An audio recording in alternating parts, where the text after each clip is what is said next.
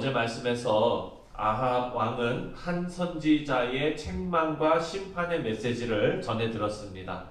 하나님의 말씀에 대한 아합의 반응은 언짢고 격분하고 화를 내는 그런 모습이었죠. 비슷한 방법으로 책망을 받은 다윗의 모습과는 정반대의 그런 반응이었습니다. 아합의 이런 강팍한 마음이 오늘 본문에서도 계속 나옵니다. 북이스라엘의 수도는 사마리아입니다. 그래서 그 사마리아에 아합의 왕궁이 있습니다. 그런데 그 사마리아에서 북쪽으로 조금 더 올라가면은 거기에 이스라엘이 있는데, 이스라엘은 사마리아 북쪽에 있는 그 장소인데 그곳에도 아합의 별궁이 있었습니다. 그리고 거기에서 살았다고 그럽니다. 문제는 이 이스라엘에 있는 그 별궁 가까이에 나봇이라는 사람이 가지고 있는 포도원이 있었는데 그 아합은 포도원을 가지고 싶었던 겁니다. 오늘 말씀을 보면 그 포도원을 자기 채소밭을 만들고 싶어 했다, 그렇게 말합니다. 사실 채소밭 그러면은 우리도 너무 좋아하지 않습니까? 예, 뭐 심어서 먹고 뭐 올라오는 거 보면 좋고, 아합도 그랬는지 어땠는지 모르겠어요. 다른 데 보면은 자기 정원을 삼고 싶어 했다, 뭐 이런 얘기를 하는데, 어쨌든 자기 욕망과 자기 욕심으로 나봇에게 압력을 가합니다. 사랑하는 성도님들, 지금 아합이 나봇을 불러놓고 내가 그 돈 주고 살게 이렇게 얘기한다고 해서 나봇이 그냥 일반 백성들끼리의 어떤 거래와 뭐 이런 걸로 느끼겠습니까? 한 나라 왕이 와가지고 부담 절대 느끼지 말고 내가 살게 이렇게 얘기하면은 그게 사실 그렇잖아요. 그렇죠? 압력이지요, 이거는. 2절 말씀을 한번 읽겠습니다. 2절 시작. 아합이 나봇에게 말하여 이르되 내 포도원이 내 왕궁 곁에 가까이 있으니 내게 주어 채소밭을 삼게 하라. 내가 그 대신에 그보다 더 아름다운 포도원을 내게 줄 것이요. 만일 내가 좋게 여기면 그 값을 돈으로 내게 주리라. 여기 보니까 처음에는 그냥 달라고 그러고 그 다음에는 이제 다른 포도원으로 바꾸자 그러고, 그리고 나중에는 돈 주고 사겠다고 지금 세 단계로 지금 얘기하고 있습니다. 하지만 일이 뜻대로 되지 않았지요. 3절 말씀을 또 읽겠습니다. 시작. 나봇이 아합에게 말하되 내 조상의 유산을 왕에게 주기를 여호와께서 금하실지로다 하니. 자, 여기 보니까 포도원이 지금 나봇의 아버지가 나봇에게 물려준 유산이다라고 분명하게 이야기하고 있습니다. 그래서 왕께 넘길 수 없다라고 거절했어요. 왜냐하면 기업으로 받은 땅은 절대 팔지 말라는 하나님 명령 때문이죠. 이 거절당한 아합은 4절 말씀을 보니까 근심하고 답답해합니다. 4절 시작. 이스라엘 사람 나봇이 아합에게 대답하여 이르기를 내 조상의 유산을 왕께 줄 수 없다 하므로 아합이 근심하고 답답하여 왕궁으로 돌아와 침상에 누워 얼굴을 돌리고 식사를 아니하니. 자, 여기 보니까 근심하고 답답하다라는 말이 나옵니다. 이거 어제도 묵상했던 말이죠. 근심하고 답답하다는 무슨 뜻입니까? 화를 내다, 격분하다, 막 이런 뜻이라 그랬잖아요. 그냥 근심하고 그냥 의기소침해 있는 게 아니라, 네, 자신 뜻대로 되지 않자 화를 내고 격분합니다. 그리고 뭐래요? 여기 보니까 왕궁으로 돌아와서 침상에 누워 얼굴을 돌리고 밥을 안 먹었대요. 이거는 완전 어린애입니다. 그렇죠? 왕으로서의 성숙함은 찾아볼 수가 없습니다. 그리고 이전에도 이런 모습이 계속 반복되었는데 화가 나고 속상하니까 누구에게 일렀습니까? 지난번에 갈멜산에서, 그렇죠, 갈멜산에서 대결해서 졌잖아요. 그리고 많은 사람들이 막 하나님이 참신이다 이러면서 그냥 엎드리고 이런 거를 다 겪고 나서 누구에게 얘기했습니까? 자기 아내 이세벨에게 가서 다 일러 바쳤잖아요. 오늘도 마찬가지입니다. 자기 아내에게 말하는데 6절 말씀을 한번 읽겠습니다. 그런데 내용이 살짝 달라요. 6절 시작.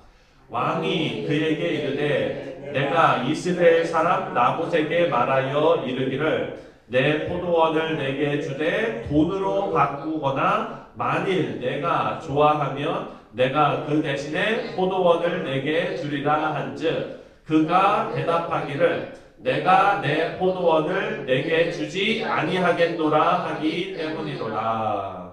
자, 위에 2절에 실제 나왔던 대화 내용하고 아합이 이세벨에게 전달하는 내용에는 상당한 차이가 있습니다. 그리고 오해를 불러일으킬 수 있습니다. 먼저 나봇이 지금 아버지의 유산이기 때문에 거절한 건데 그것이 하나님의 말씀으로 금지한 것이기 때문에 거절한 건데 지금 6절 말씀에는 그 내용이 있습니까? 없습니까? 없어요. 쏙 빼고 얘기한 거예요. 여러분 애들이 서로 싸우다가 엄마한테 혼날 때 어떻게 합니까? 자기가 불리한 건 어떻게 해요? 싹 빼고 얘기하죠. 형은 이렇게 했고 근데 동생은 또 어떻게 이렇게 했고 이러면서 자기가 불리한 거는 다 빼놓고 얘기합니다. 전형적인 유아적인 행동이에요. 이 이야기를 듣고 사악하고 교활한 이세벨이 행동에 나섭니다. 이세벨은요 하나님의 명령 유산 물려주지 말고 기업으로 받은 거 어떻게 하지 말고 전혀 안중에도 없는 사람 아닙니까? 바로 자신이 아합의 이름으로 편지를 씁니다. 그리고 인을 치고 봉해서 나봇과 함께 사는 장로와 귀족들에게 보냅니다. 이거 아합의 이름으로 편지 썼다 그랬잖아요. 근데 편지 쓴 사람은 누굽니까? 이세벨이죠. 공문서 위조입니다. 공문서 위조예요. 자신이 왕도 아닌데 왕의 이름으로 편지를 쓰고 인장도 찍습니다. 이 일을 꺼리낌 없이 했다는 것은 여러분 초범은 아니라는 얘기예요. 그전에도 이런 일이 있었다는 얘기겠죠. 하나님께서 세우신 왕권이 얼마나 무너졌는지 그리고 그 통치가 얼마나 하나님과 멀어졌는지를 알 수 있는 그런 장면입니다. 그리고 이세벨은 나봇을 재판에 세웁니다. 그리고 불량한 사람들, 거짓 증인으로 세워서 나봇이 하나님과 왕을 저주했다라고 거짓말하게 만듭니다. 그래서 그 재판의 결과 나봇을 돌로 쳐서 죽이는 일이 발생합니다. 자신의 백성의 목숨과 재산을 불의하게 빼앗는 일에 아무런 양심의 가책이 없는 그런 왕과 왕비입니다. 지금 이 장면에서 우리는 이스라엘이 얼마나 종교적으로 타락했는지를 알 수 있는 그런 장면이죠. 이세벨이 나봇을 죽이는 방법이 그냥 왕권을 이용해서 죽이는 수준이 아닙니다. 지금 여기에 거짓 증언을 세워서 누구의 이름을 망령되게 했습니까? 하나님의 이름을, 하나님의 거룩하신 이름을 사용해서 자기의 욕심을 채우는 나봇을 제거하는 그 일을 하게 된 것입니다. 나봇이 하나님의 이름을 저주했고 또 왕을 저주했다라고 뒤집어 씌운 거지요. 여러분 이것은 종교가 타락하면 나타나는 모습입니다. 이런 모습은 중세에도 나타났습니다. 타락한 종교가 어떻게 했죠? 면죄부를 팔았습니다. 면죄부가 불티나게 팔렸죠. 이거 돈 주고 사면은 여러분의 죄가 다 해결됩니다. 사랑하는 성도님들, 죄사함은 누구만 할 수 있습니까? 하나님께서만 하실 수 있어요. 주 예수 그리스도께서 하시는 겁니다. 그런데 교회가 자기들 마음대로 하나님의 권한과 그리고 하나님의 권능과 능력과 하나님의 거룩하심을 훼손하는 일을 했다는 겁니다. 왜 그렇습니까? 돈 때문에 그랬지요. 그만큼 그 시대에 사람들이 영적으로 썩어 있었다라는 것을 우리가 볼 수 있습니다. 지금 마찬가지로 나봇과 함께 살고 있는 장로들과 귀족들도요. 이세벨이 이렇게 비정상적인 일을 하면 그것을 거부할 수 있어야 되는데 전혀 이질감 없이 동참했습니다. 이 사실이 충격입니다. 그만큼 그 시대에 이스라엘이 영적으로 썩어 있었다라는 것을 우리가 알 수 있습니다.